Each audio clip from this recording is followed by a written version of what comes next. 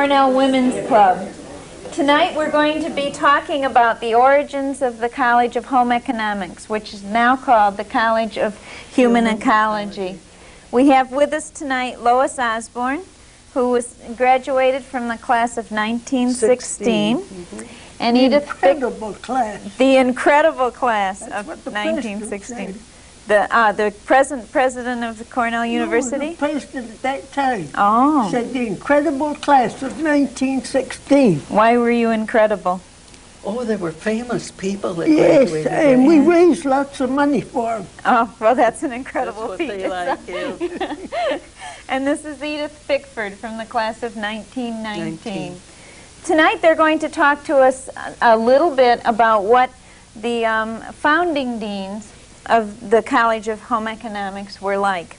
Martha Van Rensselaer. Martha Van Rensselaer, who seems to be the favorite amongst the two of you, and Flora Rose? Oh, no. No? They You liked were both of them? favorites, yeah. Okay.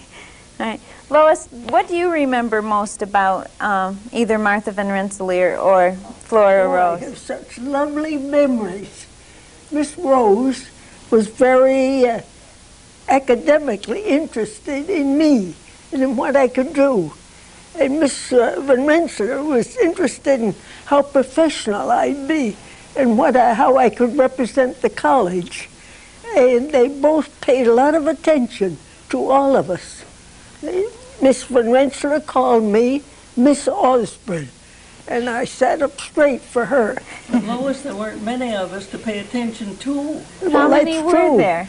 Miss Rose called me Lois, and I paid better attention there.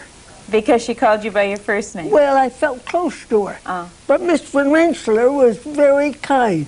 She was very interested in me making a career that would reflect on the college and be distinguished because of the college. She had that in the back of her mind, and she pushed me. So their mission, Edith, do you think their mission was to make women more responsible to the community or make them better Well, known? they tried, but you can't make people learn if they don't want to come, you know. Well, anyway, I wanted to tell you one thing, though, about Katie Putnam's grandmother was a contemporary of Martha Van Rensselaer in Randolph, New York, which is near Jamestown, and they used to go to WCTU meetings together, and the grandfather, Katie's grandfather, would take them to these meetings with a horse and buggy. Now, you got to wait just a minute. For Katie Putnam is in our Cortland County Women's Club. And WCTU, you have to explain where she that. started. Okay. Well, then later on, Martha Van Rensselaer got interested in women's groups, and what she did to start was put a pedometer on her foot and walk around her kitchen to figure out how many miles women worked in those days to do their housework. And that's how Liberty Hyde Bailey heard about her first. Okay, and Liberty Hyde Bailey at that time was in the College of Agriculture. He was the dean. The dean of the College of famous Agriculture. Man. Very distinguished. They just celebrated recently, last year, the number of years that he had been the dean. I wonder how many miles we do walk around. I think it's still a lot. We sit and watch TV instead. Yeah. And then she got to going to before women's groups and trying to teach them all kinds of homemaking things. Well, she was a wonderful woman. I had a class with Martha Van Rensselaer. Oh, so did I. Oh, one thing I want to tell you, how early we were. In 1918, in March, Miss Rose came in, and she had been reading the Journal of the American Medical Association, and she came in, she says, something new, wonderful new. They've discovered vitamins. Now, maybe you think there's always been vitamins, but not until then. So we were really in on the ground floor with the vitamins. So they certainly discovered it and made it well known. 1918. And Flora Rose and Martha Van Rensselaer were with the latest information. Oh, she was, yes. As well as discovering things about women and the work that they had been doing. Well, you know, they filled up our courses with anything they could think of because it was really a pioneer. So much chemistry. We even learned to make soap. And we had, Now women knew how to make soap many years before, well, right? this we had in college. This was a degree kind of soap. I don't know if it was any better or not. We made hats. And Betty Corcoran says that she made hats, and that's how she got her job, because she went with a hat that she'd made. But do you think the reason behind that is because they knew that you would, many of you would be working with farm women who might need those techniques? No, they just had to fill up their courses. Hasn't changed at all, has it? Sure, they had to fill it up with something, because they didn't have interpersonal relations, and this was before they even had a baby. But we did have a practice house where we went, and that was good. You're referring to the time when the college had babies. Well, right now, the college has a daycare center. Oh, they had one baby. Betty will tell you about it. Good. Okay, Betty, when we interview When you Betty. talk her. Okay. So, After my day. after your day. Okay. So the two of you, though, still feel very close personally? Oh, yes, it was the best years of my life. I just loved the whole business. We had such fun, too. Yes, we were all the same girls in the same row. In my row was Leach, Leonard, Luce, and Messenger. And for 4 years we did that. Well, how many co-eds were there in your classes at that time? Well, I think there were only 400 women in all of Cornell, and there were about 100 in all of home economics. It used to be home economics, you know. Yes. Now. Yes, That's what until it they is to changed me the name. now. And you still feel that way. Yeah. Well, we appreciate both of you letting us know some of what Flora Rose and Martha Van Rensselaer were like, I wish and you what the could have college known was them. like. Yes, they You were would have wonderful. enjoyed Just them. wonderful. That's why it's so good now. It had such a great start. It had a very serious and a start that had a real mission to it. And it has. Thank you very much. And that will conclude tonight's edition of Cortland County Women's Club from Cornell. Now, Thank can you. we go? In just a few minutes, we'll let you go. Oh.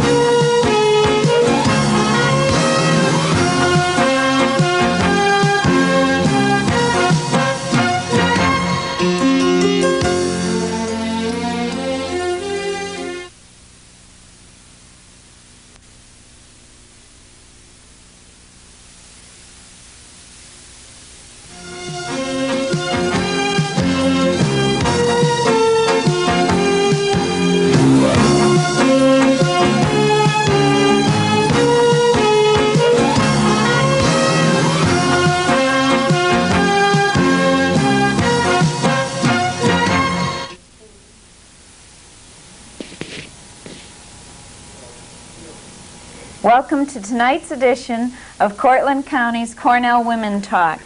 Tonight we're talking with Edith Bickford, who you met once before from the class of 1919, and Florence Durkee from the class of 1923. The last edition we talked about the origins of the College of Home Economics, and two people who were very dear to the college for many years, Flora Rose and Martha Van Rensselaer. Tonight we're going to talk about some of the fun times that Cornellians had. And Florence, you told us that through your fun, you met some people who turned to be very famous in the world. Do you want to tell us about some of your experiences with Barbara McClintock? Yes, Barbara was a fun girl when she was in college. She was president of the freshman class and entered into all the activities. And we formed a girls' orchestra, and she played the banjo in that, and we used to play at the settlement house on the west side of Ithaca every Thursday night. And the trolleys stopped running by the time the dance was over down there. So we got real well acquainted, walking up the hill together. You and Barbara. Yes. Now you played the piano. Yes. And you, well, before you went to Cornell, you played the piano in Homer for the silent movies? Yes. Many times for the silent movies. Mary Pickford and Daddy Longlegs. That was the longest run we had in Homer. Was it? The most popular one. Barbara McClintock, when she was there as an undergraduate? Yes. And after she graduated, she became very serious-minded and went into research.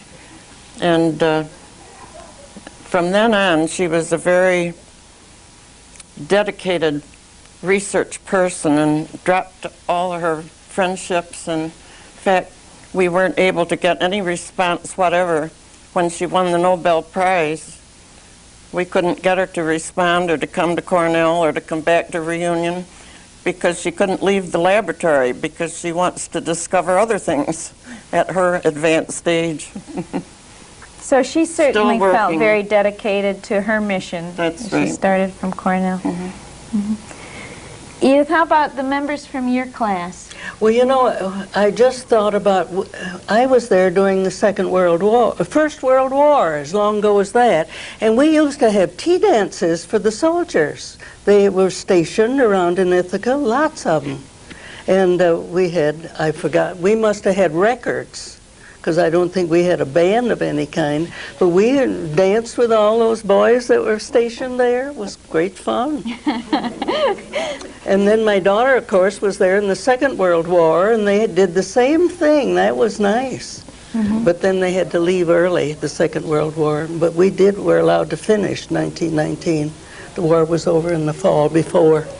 Now, your daughter had to leave early, or the men in her class had to leave early? Oh, no, they pushed, we were talking about that at supper. They pushed the classes ahead, you know, so fast, so that they got through school more quickly, so they could get to work. They needed the help, both in our early with the First World War and the Second one. Oh, we've helped a lot, you know, get these soldiers back to normal.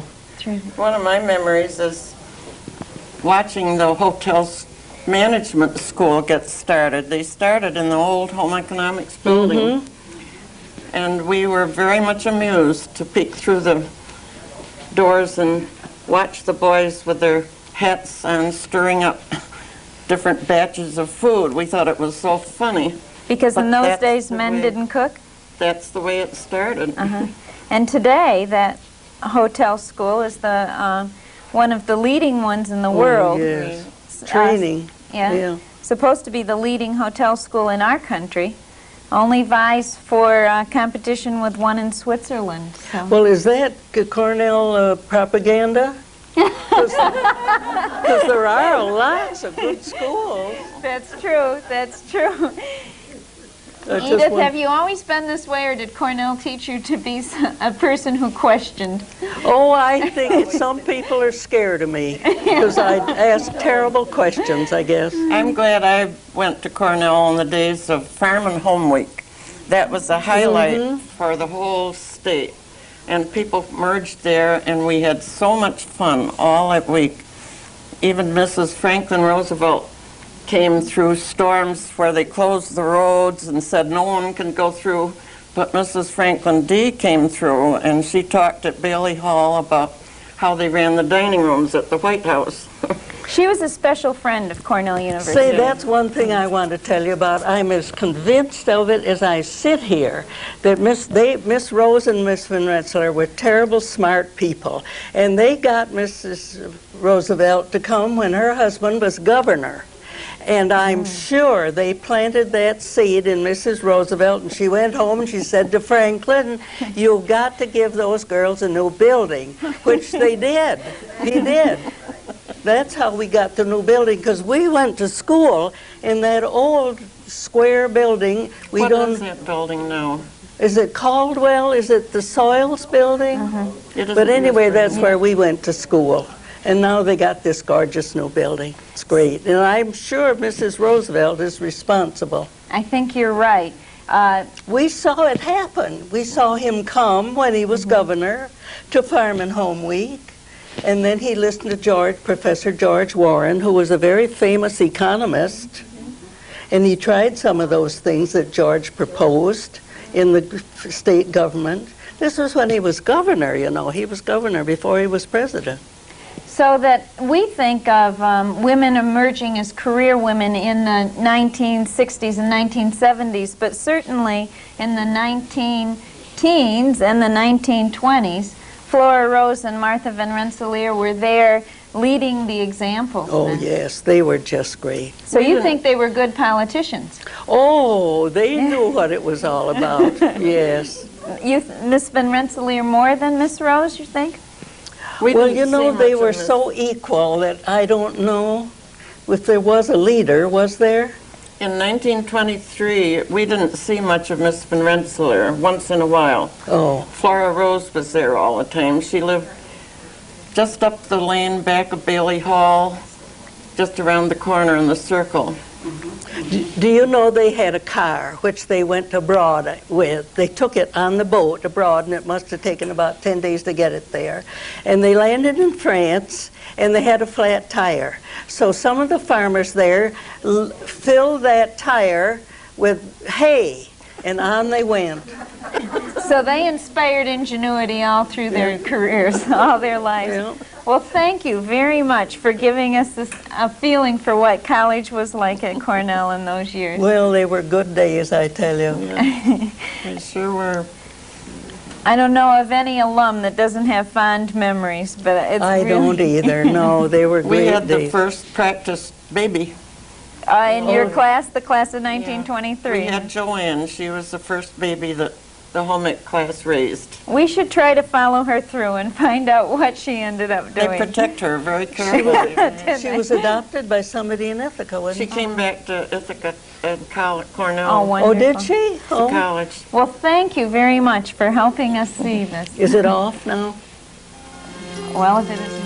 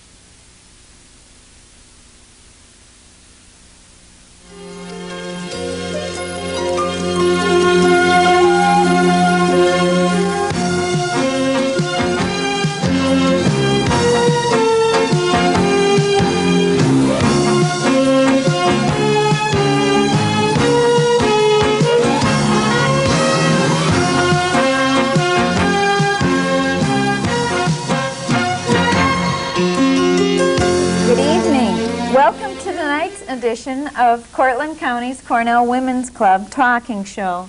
Tonight we have with us Eleanor Burden, class of 1928, and Betty Oglesby, class of 1928. They're going to share with us some of their memories from their class times at Cornell. We've had previous talks about how the college originated and what the first deans were like. But no one has talked, Eleanor, about what the practice house was like. In the College of Home Economics, well, when I was there, I was in one of the last practice house classes. And you must have been in one in the 1920s. It was 1928, and we spent 6 weeks in the practice house. And as I mentioned before, they had a baby. We had a little boy. And we had to take turns. There were 4 or 5 of us in the house at one time, and we'd have different duties. One prepared the food, another cleaned the house, and so forth. And we were going to have a picnic out at Enfield Glen one night. And of course, in those days, not many people had cars. And one of the girls had a runabout with a rumble seat. And Miss Cannon, who was Callan, I guess her name was, had a car. And she took the lead. We went down East State Street. And just as we were at the top of the hill, a truck went by, loaded with 50-pound bags of potatoes. And they swerved so that one of the bags landed in the gutter. And we, at that time, were on a strict budget. We had 50 cents a day for each person. So immediately we thought, bag of potatoes. And so we honked the horn to try and get them to stop, but they didn't. And we decided right then and there, if those potatoes were lying in the gutter when we came back, they would be in the car, which we did. And the following night, we had Miss Rose and Miss Van Rensselaer for dinner. And the discussion came up as to what we should have done with those potatoes. And they thought maybe we hadn't tried hard enough to find the owner. Oh, dear. And we finally told them that they had already eaten some of the potatoes. That was the end of that discussion. And of course, the one who took care of the baby had to do the baby's wash. And when it came my turn, we had to take it over to the Home Economics building, down where the cafeteria was, somewhere back in there. There were 3 washing machines, hand variety. One I picked out looked like a lobster crate or from Maine. Slats and so forth, a cover that you opened up, put the clothes in, put the soap in, filled the tub around it with water, and it had a crank, and you cranked it. And that was the washing machine. And of course, you had to change the water and rinse it, and then you dried it with a modern dryer of crank. And I can't remember how we dried the clothes finally. But I've never forgotten that washing machine. I don't know who invented it. And But you did get to try out different pieces of equipment, is that right? yes, that was the idea. Some modern and some not so modern? Yes. So that you would be able to use either kind when... We were supposed to learn the hard way, so that if we married a farmer, we would know how to do these things the hard way. Or if you were an extension agent working with women living on farms, so those Yes. pieces of equipment. I remember when I was there and they had, we had our practice time.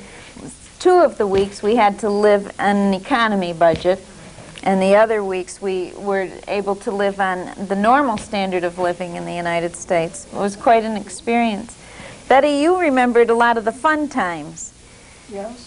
Now, when we talked before with Edith Bickford, she told us that the dances they had during the First World War, they used records. What did you have for entertainment when you were there?